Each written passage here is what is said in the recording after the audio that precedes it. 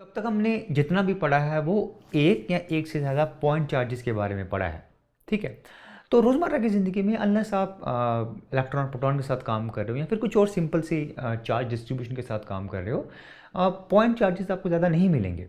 ठीक है, for example हमने देखा था कि भाई जैसे आप सिंपल एक रॉड को सिल्क के साथ रब करते हो तो 1-1.5 करोड़ इलेक्ट्रॉन्स मूव हो जाते हैं।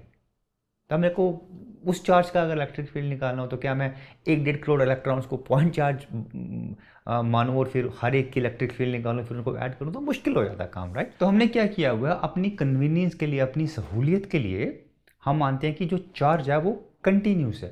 जैसे मैटर के केस में हम मानते हैं कि भाई मैटर कंटिन्यूस है। फॉर एग्जाम्पल मैटर जो अगर आप देखो तो वो छोटे छोटे एटम से बना हुआ होता है, लेकिन हम मानते हैं कि भाई मैटर जो है कंटिन्यूस है, और हमने अपनी कन्वीनियंस के लिए कुछ कॉन्सेप्ट डिफाइन किए जैसे डेंसिटी हो गया जो हमारे लिए यूज़फुल है। इस तरह से हम चार्ज के केस में भी मानेंगे कि भाई चार्ज जो है कंटिन्यूस होता है, और हम एक कॉन्सेप्ट निकालेंगे कि चार्ज डेंसिटी जो हमारे लिए यूज़फुल रहेगा इलेक्ट्रिक फील्ड निकालने के लिए। ठीक है, तो भाई चार्ज के केस में 3 तरह की चार्ज डेंसिटी होती है, linear charge density, surface area charge density और volume charge density, depending upon कि आपका ऑब्जेक्ट 1 डायमेंशनल है, 2 डायमेंशनल या 3 डायमेंशनल है। ठीक है, तो वैल्यू कैसे निकालते हैं इसकी, टोटल चार्ज को अगर आप लेंथ से डिवाइड करोगे तो आपके पास लीनियर चार्ज डेंसिटी आ जाएगा 1 डायमेंशनल ऑब्जेक्ट के लिए। टोटल चार्ज को अगर आप एरिया से डिवाइड करेंगे तो आपके पास सरफेस एरिया चार्ज डेंसिटी आ जाएगा 2 डायमेंशनल ऑब्जेक्ट के लिए। सिमिलरली अगर आप टोटल चार्ज को वॉल्यूम से डिवाइड करेंगे तो आपके पास वॉल्यूम चार्ज डेंसिटी आ जाएगा 3 डायमेंशनल ऑब्जेक्ट के लिए। तो हमको जो आज केस दिया गया है वो केस दिया गया है कि भाई हमारे पास एक बहुत पतला सा रिंग है। रिंग मतलब ऐसा कुछ बीच में खाली लेकिन बहुत पतला एक हमारे पास रिंग है जिसके ऊपर कुछ चार्ज Q है, टोटल चार्ज Q है जो यूनिफॉर्मली डिस्ट्रीब्यूटेड है। तो उसके एक्सिस पे, उस रिंग के एक्सिस पे कोई एक पॉइंट P है जो x दूरी पे है सेंटर से, उस पे अपने को इलेक्ट्रिक फील्ड निकालनी है। तो अगर आप ऐसा रिंग मानो तो ऐसा ऐसा उसका एक्सिस होगा, राइट। तो किसी एक पॉइंट, ये वाला पॉइंट पे आपको इलेक्ट्रिक फील्ड निकालनी है उसकी। ठीक है, तो हमने एक बात बोली जो गौर करने वाली वो ये है कि भाई हमने बोला कि चार्ज जो है वो यूनिफॉर्मली डिस्ट्रीब्यूटेड है। यूनिफॉर्मली डिस्ट्रीब्यूटेड मतलब चार्ज पर यूनिट लेंथ वो सेम है हर जगह पे। कोई यूनिट लेंथ पकड़ो उस पर देखो कितना चार्ज है, कोई और अगर यूनिट लेंथ पकड़ोगे कहीं पे भी उस रिंग पे, उस पर उतना ही चार्ज होगा। अगर यूनिफॉर्मली डिस्ट्रीब्यूटेड नहीं है तो जो हम करने वाले हैं, अप्रोच यूज़ करने वाले हैं, वो नहीं यूज़ कर पाएंगे, और उसके बारे में बाद में बात करेंगे। लेकिन ये ध्यान में रखिए कि चार्ज जो है यूनिफॉर्मली डिस्ट्रीब्यूट होना चाहिए। ठीक है, तो भी देखते हैं इसको सॉल्व कैसे करते हैं। तो जैसे हमने डाइपोल के केस में आपको एक जेनरिक अप्रोच बताई थी कि जब भी आप एक से ज़्यादा पॉइंट चार्जेस के साथ काम कर रहे हैं, उनकी इलेक्ट्रिक फील्ड निकालने की कोशिश कर रहे हैं, तो आपको एक अप्रोच बताई थी, कुछ स्टेप्स बताया था फॉलो करने को आपका काम आसान बनाने के लिए। एग्जैक्टली सेम हम यहाँ पे भी करने वाले हैं। जब भी आप कंटिन्यूस चार्ज डिस्ट्रीब्यूशन के साथ काम कर रहे हैं, उसकी इलेक्ट्रिक फील्ड निकालने की कोशिश कर रहे हैं, तो हम आपको एक जेनरिक अप्रोच देंगे, कुछ स्टेप्स देंगे जो होपफुली आपका काम आसान बनाएगा। ठीक है, और नंबर ऑफ स्टेप्स और टाइप्स ऑफ स्टेप्स मोर और लेस सेम ही होने वाला, जैसे डाइपोल के केस में हमने देखा था। मे बी हम 1-2 स्टेप्स नया ऐड करेंगे, और किसी 1-2 स्टेप्स में कुछ ट्रिक्स या कुछ इंपॉर्टेंट चीज़ें ध्यान में रखने वाली होंगी जो स्पेसिफिक होंगी कंटिन्यूस चार्ज डिस्ट्रीब्यूशन के लिए, उसके बारे में बात करेंगे। लेकिन मोर और लेस जो अप्रोच और जो स्टेप्स होंगे वो मोर और लेस सेम ही होंगे डाइपोल की केस की तरह। ठीक है, तो पहला स्टेप जैसे हमने डाइपोल के केस में देखा था, पहला स्टेप हमेशा होता है कि आप अपने कोऑर्डिनेट्स को फिक्स करो। आपका एक्स एक्सिस कौन सा, वाई एक्सिस कौन सा, जी एक्सिस कौन सा है, वो क्लियरली फिक्स करो। ठीक है, तो हमारे पास रिंग ऐसा है, तो रिंग का प्लेन ये होगा, 2 एक्सिस इसमें आएंगे, और तीसरा एक्सिस क्या होगा, परपेंडिकुलर होगा जहां पे पॉइंट आपका लाई कर रहा है। ठीक है, सॉरी ये जो पिक्चर मैंने ड्रॉ किया इतनी अच्छी नहीं है, ये लगता है कि 2 डायमेंशनल है, लेकिन ये 3 डायमेंशनल केस है जैसे हमने देखा अभी। ठीक है, तो इस केस के लिए हम लोग क्या करने वाले हैं, इसको y मानने वाले हैं, इसको z मानने वाले हैं, जो एक्सिस है आपका उसको आप x मानने वाले हैं। आप कुछ भी मानिए जो आपको अच्छा लगता है, लेकिन इंपॉर्टेंट बात है कि आप एक्सिस को फिक्स कीजिए। ठीक है, तो हमारे पास ये z हो गया, ये y हो गया, और ये आपका x एक्सिस हो गया। तो आपके अलॉन्ग x एक्सिस जो आपका पॉइंट है वो लाई कर रहा है। ठीक है, तो ये जो स्टेप 2 है ये नया स्टेप है। तो अगर आप देखो तो डाइपोल के केस में हम पॉइंट चार्जेस के साथ डील कर रहे थे, और पॉइंट चार्ज के कारण किसी एक पॉइंट पर इलेक्ट्रिक फील्ड क्या होती है ये अपने को पता था, तो हम इजीली हम निकाल सकते थे। लेकिन इस केस में तो रिंग है, अपने पास रिंग है जिसके ऊपर चार्ज पड़ा हुआ, कंटिन्यूस चार्ज डिस्ट्रीब्यूशन है। कंटिन्यूस चार्ज डिस्ट्रीब्यूशन किसी भी तरह की हो सकती है। अब उसके कारण किसी एक पॉइंट पे इलेक्ट्रिक फील्ड कैसे निकाल दें वो तो अपने को पता नहीं है, राइट। तो इस केस में हम क्या करेंगे, जो अप्रोच यूज़ करेंगे वो ये होगी कि भाई हम जो भी आपको चार्ज डिस्ट्रीब्यूशन दी गई है उसको आप छोटे छोटे पीसीस में तोड़ोगे, ऐसे पीसीस में तोड़ोगे जिनकी इलेक्ट्रिक फील्ड आपको पता है कैसे निकालते हैं, फॉर एग्जाम्पल पॉइंट चार्जेस। ठीक है, तो जब आपने अपनी जो कंटिन्यूस चार्ज डिस्ट्रीब्यूशन को छोटे छोटे पीसेस में ब्रेक कर दिया तो आप कोई एक पीस उठाओगे, उस पीस के कारण जिस पॉइंट में आप इंटरेस्टेड हो इलेक्ट्रिक फील्ड में, उस पॉइंट पे इस छोटे से पीस के कारण इलेक्ट्रिक फील्ड क्या होगी वो निकालोगे आप, और आप वैसा सभी पीसेस छोटे छोटे पीसेस के साथ करोगे, और एंड में उन सभी छोटे छोटे पीसेस की इलेक्ट्रिक फील्ड को आप जोड़ दोगे, ऐड कर दोगे, सम कर दोगे अपनी रिजल्टेंट फील्ड पता करने के लिए। ठीक है, तो ये अप्रोच फॉलो करने वाले हैं हम लोग सभी कंटिन्यूस चार्ज डिस्ट्रीब्यूशन के केसेस में। ठीक है, तो जैसे मैंने अभी बोला कि कंटिन्यूस चार्ज डिस्ट्रीब्यूशन के केस में बहुत छोटे छोटे जो चार्ज के पीसेस हैं, टुकड़े हैं, उनकी इलेक्ट्रिक फील्ड को आपको ऐड करना पड़ेगा टोटल फील्ड निकालने के लिए। तो आपको लगेगा यार कहाँ फंसा दिया, कहाँ इतना लंबा चौड़ा काम करता रहूँगा, राइट। लेकिन खुशी की बात यह है कि हमको ये काम करने के लिए हमारे पास एक शॉर्टकट है, शॉर्टकट तरीका है जिसको हम इंटीग्रेशन बोलते हैं। ठीक है, तो आपसे रिक्वेस्ट है कि कैलकुलस प्लेलिस्ट में जाके हमने एक इंटीग्रेशन पे वीडियो किया है, उसको देखिए। लेकिन आपकी याददाश्त को ताज़ा करने के लिए, जैसे हमने वहाँ पे बात किया था कि जब भी आप कोई चीज़ को ऐड करते हो, जमा कर रहे हो, तो इंटीग्रेशन का सहारा ले सकते हैं हम लोग, राइट। तो कंटिन्यूस चार्ज डिस्ट्रीब्यूशन में हम लोग इंटीग्रेशन का सहारा लेने वाले हैं। मोस्टली जब भी आपका कंटिन्यूस चार्ज डिस्ट्रीब्यूशन आएगा आपको इंटीग्रेशन का इस्तेमाल मोस्टली करना पड़ेगा। तो आप प्लीज़ वो वीडियो देखिए और इंटीग्रेशन के कॉन्सेप्ट को थोड़े क्लियर कीजिए। ठीक है, तो अभी जैसे ही मैंने इंटीग्रेशन का नाम लिया होगा तो आपकी दिल की धड़कन शायद थोड़ी तेज़ हो गई होगी, क्योंकि आपको लग रहा होगा यार अभी रातों की नींद हराम होने वाली है। तो आपको थोड़ा तसल्ली देने के लिए मैं बता दूं आपको कि भाई कंटिन्यूस चार्ज डिस्ट्रीब्यूशन के केसेस में मुश्किल ये नहीं कि आपको इंटीग्रेशन यूज करने का, इंटीग्रेशन लास्ट स्टेप है। मुश्किल ये होता है कि क्या इंटीग्रेट करना, वो पता करना मुश्किल होता है। क्योंकि अगर एक बार आपने वो पता कर लिया तो आपको कोई एक रूल ही यूज करना पड़ेगा इंटीग्रेशन करने के लिए, उसको सॉल्व करने के लिए, राइट।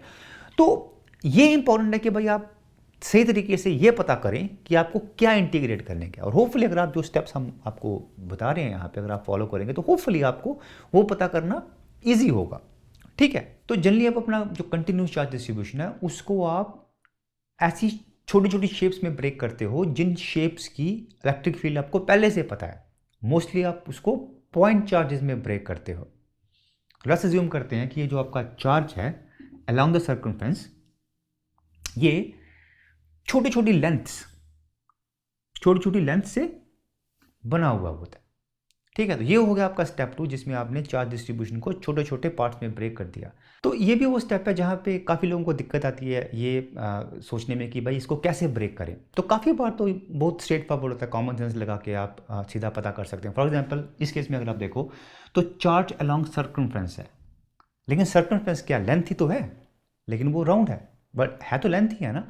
तो मान सकते हैं कि भाई ये जो चार्ज होगा उसको हम छोटी छोटी लेंथ्स में ब्रेक करेंगे, राइट। लेकिन काफ़ी बार इतना स्ट्रेट फॉरवर्ड नहीं होता है और आपको थोड़ा सोचना पड़ता है। तो अगर आप थोड़ी प्रॉब्लम सॉल्व करें तो मोस्टली जो शेप्स होती हैं उसको कैसे ब्रेक करते हैं वो आपको समझ में आ जाएगा। ठीक है, थोड़ी प्रैक्टिस कीजिए। तो अभी जो स्टेप 3 है ये दूसरे स्टेप की तरह है जो डाइपोल में देखा था हमने। तो यहाँ पे हम लोग क्या करते हैं, जो आपने छोटा चार्ज पता किया है जिसमें ब्रेक किया है, उस चार्ज के कारण जिस पॉइंट में आप इलेक्ट्रिक फील्ड में इंटरेस्टेड हो वहाँ पे उस छोटे चार्ज के कारण इलेक्ट्रिक फील्ड कितनी होगी, कैसी होगी, तो इसके कारण फील्ड ऐसी होगी, राइट। और जब इसको ब्रेक करोगे तो दो कंपोनेंट होंगे, एक कंपोनेंट इसका एक्स डायरेक्शन में होगा, दूसरा कंपोनेंट इसका वाई डायरेक्शन में होगा। ठीक है, तो ये हो गया आपका स्टेप 3। तो अभी चौथा स्टेप देखते हैं। चौथा स्टेप जो तीसरा स्टेप है डायपोल के केस में उसी की तरह है। तो ये भी आपका फेवरेट स्टेप होना चाहिए क्योंकि ये आपका काम आसान बना सकता है। तो हमने तीसरे स्टेप में देखा था कि भाई जो छोटा जो चार्ज लिया था हमने, छोटा चार्ज का पीस लिया था, उसके कारण फील्ड क्या होगी, उसको कंपोनेंट्स में ब्रेक किया था। अब हम कुछ और छोटे छोटे चार्ज के पीसेस लेंगे और देखेंगे कि भाई क्या उनके कारण कुछ कंपोनेंट्स जो ई के हैं वो कैंसिल हो रहे हैं। और इनवेरिएबली आप पाओगे कि सिमेट्री के कारण, प्योरली सिमेट्री के कारण कुछ कंपोनेंट्स कैंसिल हो जाएंगे। तो आपको उनको अकाउंट नहीं करना पड़ेगा, उनके बारे में सोचना नहीं पड़ेगा और आपका काम आसान हो जाएगा, और वही करेंगे हम लोग। ठीक है, तो अभी हमने तीसरे स्टेप में देखा था कि भाई इस पीस के कारण ई की डायरेक्शन ऐसी है। अब अगर मैं एक छोटा सा और चार्ज का पीस यहाँ पे कहीं पे लूँ तो उसके कारण ई कैसे होगी, उसके कारण ई ऐसी होगी, राइट।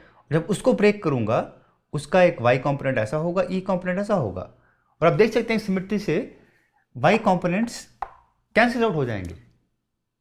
तो कंट्रीब्यूशन इलेक्ट्रिक फील्ड में कहां से आ रही है? पूरी की पूरी x कंपोनेंट से आ रही है, राइट? तो यही बच जाएगा और इसी को अपने को इंटीग्रेट करना पड़ेगा, ठीक है? तो अभी हमने देखा कि किसी भी छोटे से चार्ज के टुकड़े के कारण जो इलेक्ट्रिक फील्ड रहेगी इस पॉइंट पे, उसका खाली एक्स कंपोनेंट ही बचेगा, बाकी सब कुछ कैंसिल हो जाएगा, ठीक है? तो वही हमने लिखा है, एक्स कंपोनेंट बच गया और वो किसके बराबर रहेगा?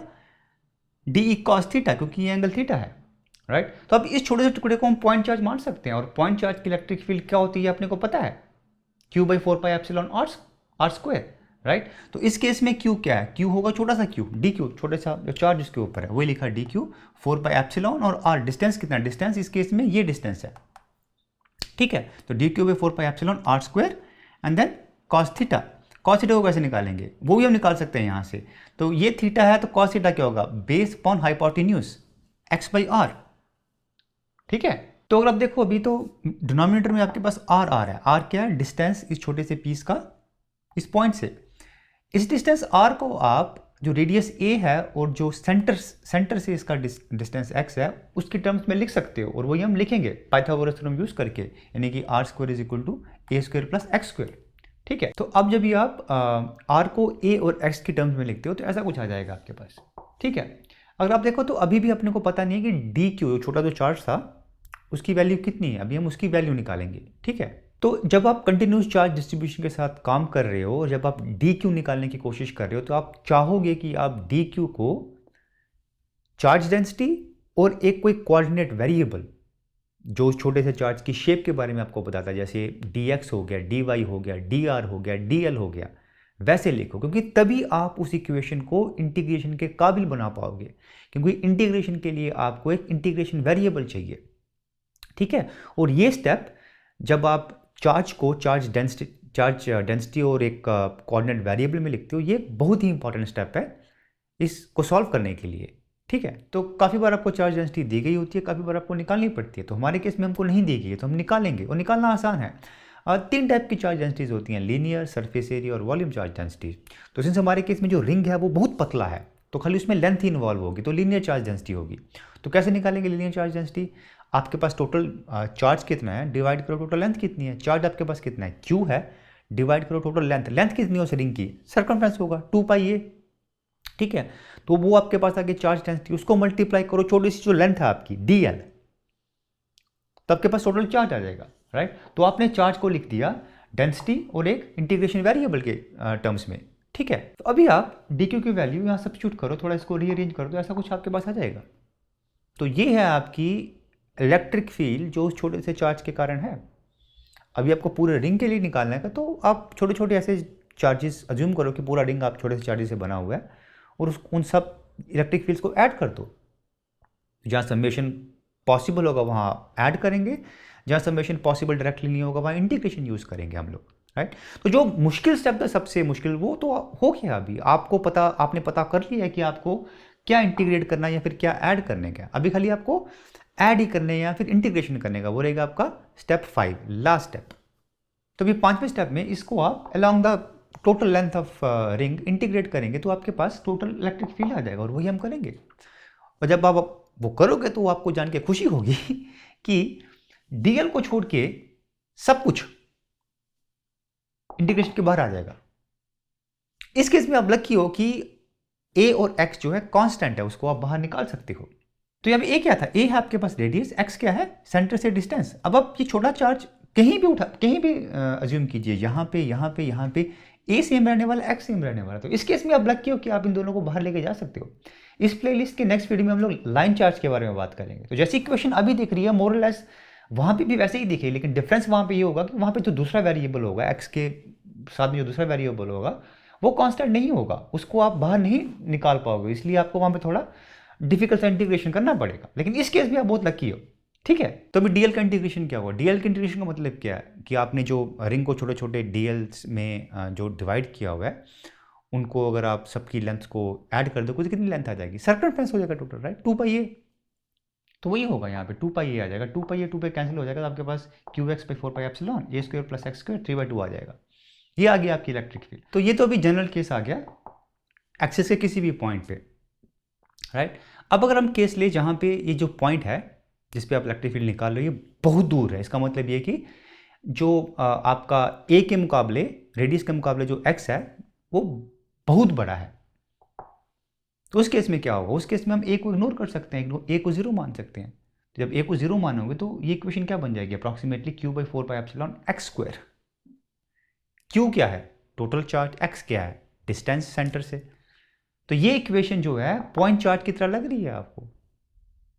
तो हम क्या कह रहे हैं कि जो रिंग ऑफ चार्ज अगर बहुत दूर से हम देख रहे हैं तो वो as a point charge behave करेगा, जो जायज़ सी बात, रीजनेबल सी बात रहेगी। क्योंकि अगर आप बहुत दूर से अगर रिंग को देख रहे हो तो रिंग थोड़ी दिखेगा आपको, छोटा सा एक पॉइंट दिखेगा, ठीक है। तो मेरी आखिरी पॉइंट इस स्लाइड के लिए, अगर आप देखो तो यहाँ पे हमको इंटीग्रेशन करने की ज़रूरत नहीं थी। इनफैक्ट अपने को डी क्यू को इसमें कन्वर्ट करने की ज़रूरत भी नहीं थी, क्योंकि सब कुछ बाहर आने वाला था, अंदर यहाँ तो डी क्यू रहने वाला था, यहाँ पे डी एल रहने वाला था। तो हम सिंपल समेशन से ही हम देख के बोल सकते हैं यार डी एल को, सारे डी एल को जोड़ोगे तो आपके पास 2 पाई ए आ जाएगा। सिमिलरली सारे डी क्यू को जोड़ोगे तो आपके पास क्यू आ जाएगा। तो हमको इंटीग्रेशन करने की जरूरत भी नहीं, यहाँ पे सिंपल समेशन भी कर सकते थे हम लोग, ठीक है। तो अभी वीडियो खत्म करने से पहले एक आखिरी पॉइंट, हमने अभी देखा कि भाई एक रिंग ऑफ चार्ज के लिए along the axis electric field की इक्वेशन क्या है, ठीक है। तो उसका मतलब क्या है, उस इक्वेशन का मतलब ये है कि फॉर एग्जाम्पल अगर आपके पास एक पॉजिटिवली चार्ज रिंग है तो उसकी जो इलेक्ट्रिक फील्ड होगी सेंटर पे 0 होगी, और जैसे जैसे आप सेंटर से दूर जाना शुरू करोगे अलोंग द एक्सिस बढ़ना शुरू हो जाएगी, और किसी एक पॉइंट पे मैक्सिमम फील्ड होगी और उसके बाद घटना शुरू हो जाएगी। और सेम दूसरी तरफ भी ऐसा ही होगा, बिल्कुल ऐसा होगा। तो मैं आपसे रिक्वेस्ट करूंगा कि जो इक्वेशन हमने निकाली है उसमें थोड़ी वैल्यूज डालने की कोशिश कीजिए और देखिए कि फील्ड कैसी ऐसी वेरी हो रही है नहीं हो रही है। एक और बात याद में रखने वाली है, ध्यान में रखने वाली, मैंने बोला कि सेंटर में इलेक्ट्रिक फील्ड 0 है। अगर आप देखो तो रिंग ऑफ चार्ज में रिंग पूरे रिंग में चार्ज है, लेकिन फिर भी सेंटर में 0 हो रही है इलेक्ट्रिक फील्ड। तो सोचिए इसका कि ऐसा क्यों होगा, ठीक है। और अभी जो डिस्टेंस, एक्चुअल डिस्टेंस, ये वाला या फिर ये वाला जहाँ पे इलेक्ट्रिक फील्ड मैक्सिमम होने वाली है, वो अप्रॉक्सीमेटली होगा जो आपका रेडियस है उसके अप्रॉक्सीमेट होगा, यानी जो मैक्सिमम ई होगी वो अप्रॉक्सीमेटली ए पे होगी। और अगर आपको प्रिसाइज वैल्यू चाहिए तो प्रिसाइज वैल्यू होगी इसकी a by square root of 2 और अराउंड 0.7 a। और अगेन जो आपने इक्वेशन दी है उसको देखिए कि उसमें इस वैल्यू पे मैक्सिमम होगा कि नहीं होगा, ठीक है। एक और तरीका रहेगा कि आप जो इक्वेशन निकालिए उसको विद रिस्पेक्ट टू एक्स उसका डेरिवेटिव निकालिए, फिर उसको 0 बनाइए, और जो हमने डेरिवेटिव प्लेलिस्ट में, कैलकुलस प्लेलिस्ट में जो आपको मैक्स मिनिमम निकालने का तरीका दिखाया था वो यूज़ कीजिए, ठीक है। और अभी वही चीज़ हमने ग्राफ के थ्रू आपको बताने की कोशिश की है। तो इस एक्सिस पे आपका इलेक्ट्रिक फील्ड रिंग का, जैसे देख सकते हैं सेंटर पे 0 होगा, जैसे सेंटर से दूर जाना शुरू करोगे इलेक्ट्रिक फील्ड बढ़ता शुरू हो जाएगा, एक पॉइंट में मैक्सिमम होगा, फिर घटना शुरू हो जाएगा। और सेम इज़ द केस इस केस में, ठीक है। तो आज के लिए बस इतना ही, आपसे फिर मुलाकात होगी। थैंक यू सो मच, शुक्रिया।